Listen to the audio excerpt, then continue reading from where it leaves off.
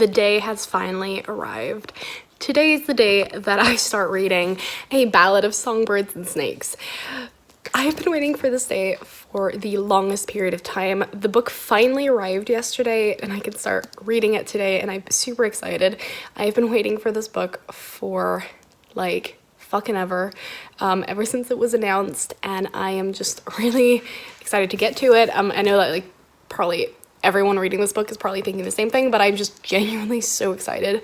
Hopefully I can read a decent amount today, especially because the weather is so beautiful, so I'm just gonna sit on the balcony and hopefully get some reading done. And yeah, I'll keep you guys updated as to what my thoughts are, whether I'm liking the book or not. And I'm just really excited. I also have my very own book darts right now, which I got recommended by Emma Books, because I know she uses these book darts. I've actually been using them for the past like 2 weeks since I got them, and they've really helped structure my reviews and sort of structure my own thoughts about books that I'm reading and be able to give a more comprehensive, overview about my thoughts and feelings. So hopefully these will be very useful when I'm reviewing A Ballad of Songbirds and Snakes. Okay, so I'm gonna be using these, and hopefully I'll be able to give you guys a more in-depth review thanks to these lovely little reusable book darts. I love the fact that these are reusable and they look really beautiful in my books as well. So yes, I will get to my reading now.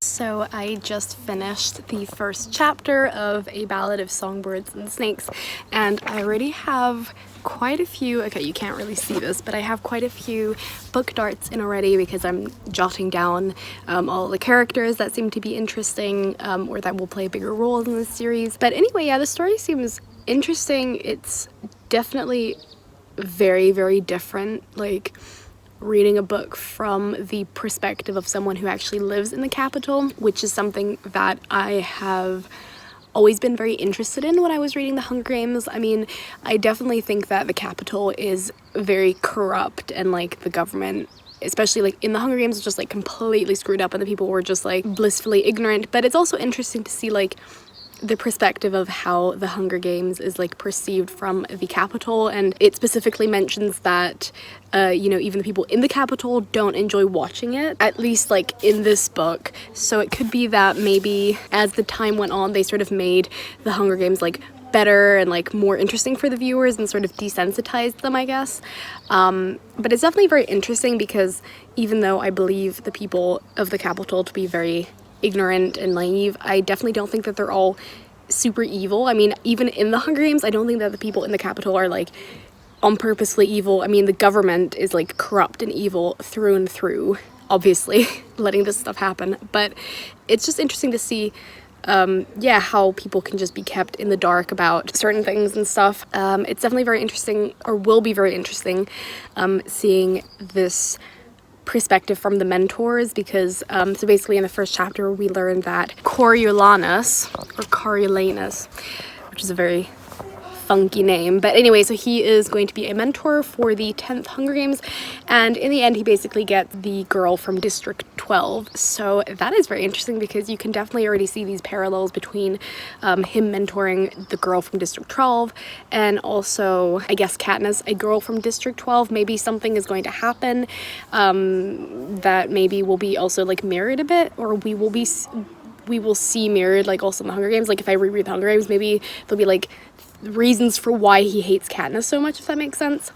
I don't know, but I'm definitely very interested, and I'm very excited to keep reading. Okay, so I just read the part in the book where, what's her name? Lucy Gray is chosen as the District 12 female tribute, and I already really like her. I think she's really cool and like sassy and like really different and stuff.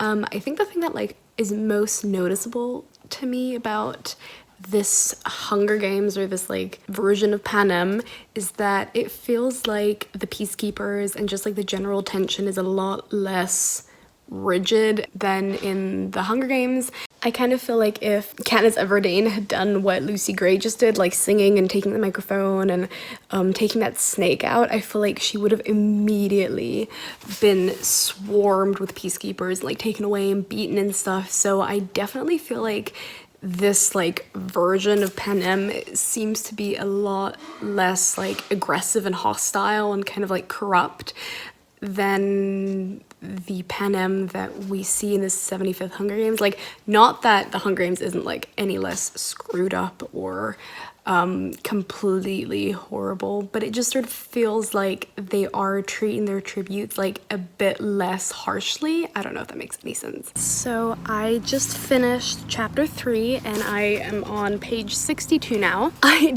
definitely feel like the story is setting up some sort of romance between Snow and Lucy Gray, which is like, on the one hand, is gonna make this thing like super interesting in my opinion, but then on the other hand I think is just kind of gross, especially considering like who Snow is gonna be, the sort of power dynamics between a mentor and a tribute, and also just like the implications of how that's gonna play out. Like does he see Katniss now, like in the Hunger Games? Like if he really does fall in love with Lucy Gray, is that the reason why he hates Katniss so much or something? That is just such a weird thought. Also, at the end of page 61, it says that Dean Highbottom puts these like drops on his tongue, and then his body like relaxes, and I'm speculating, or I'm assuming that this thing that he's taking is like the medicine that we know Snow has to take because he has this illness, or he's like poisoned, so he constantly has to take like antidote. I don't entirely remember what the reason is, but Snow definitely takes something during the Hunger Games, and so I would bet quite a lot that Dean Highbottom is also taking the same thing that Snow then takes during the Hunger Games. So I'm just reading a bit before going to bed, and I just don't understand why they're keeping these tributes in the fucking zoo. Like, what? So something that I just find very interesting about this book is the fact that it's showing us like the progression of how the Hunger Games were like different during these times, and how all these things that we see in the Hunger Games, like Katniss and the games that she goes through, about how all these things were discussed with the people who we're reading about in the book now. So right now they're talking about it's important for the people who are watching the games to empathize with the tributes and to possibly like make it more exciting, and they're trying to figure out like how to make it more exciting for the people to watch the Hunger Games. Should it become mandatory? What should the consequences be? And it's just interesting to see how this all then ended up progressing into this horrible system that we read about in the Hunger Games. So I'm currently on chapter 11, and y'all, this is crazy. Like, I think 6 tributes have already been killed or have escaped or have been killed, and this is so different than like the way that they treat the tributes in the 74th Hunger Games. Like, they're making absolutely no effort to keep them alive and to keep them safe, and it is just wild. You can definitely also tell that, yeah, like how different people treat the Hunger Games in this book as opposed to the Hunger Games. The proposal that Coriolanus writes for the head game maker is definitely a reflection of how things are going to change in the future, which is also what we see in the Hunger Games, which is that people start sending food to the tributes and they start caring more about the tributes' well-being, and they start empathizing with them and rooting for specific tributes. And you can definitely tell that at this point in time, people are watching it because they have to watch it because of the Treaty of Treason, whereas in the future, as we see, it becomes a spectacle. It becomes something that isn't just something that involves the tributes, but it also involves the audience. And yeah, you can definitely tell like the difference between the history. Like, you can tell the difference between this Hunger Games and the Hunger Games in the Hunger Games. But I'm just like really shook, like, that so many tributes have died and the Hunger Games haven't even started yet. So I'm not sure what's gonna happen, but I'm very excited to find out. Okay, I am almost certain that on page 169, Lucy Gray refers to herself as a mockingjay, because she says, well, you know what they say, the show is not over until the mockingjay sings. And then he says, the mockingjay, I think you're making these things up. And she's like, not that one. A mockingjay's a bona fide bird. And then he says, and it sings in your show? And she says, not my show, sweetheart, yours, the Capitol's anyway. So what I think this means is that she's referring to herself as the mockingjay as she's going to do the interview, which is like really interesting because I'm not sure what it means, but we'll see. So I just finished part 2 of the book. I am now in chapter 21. Lucy Gray won the 10th Hunger Games, which is not something that was surprising to me. I did think that she was probably going to be the one winning the Hunger Games.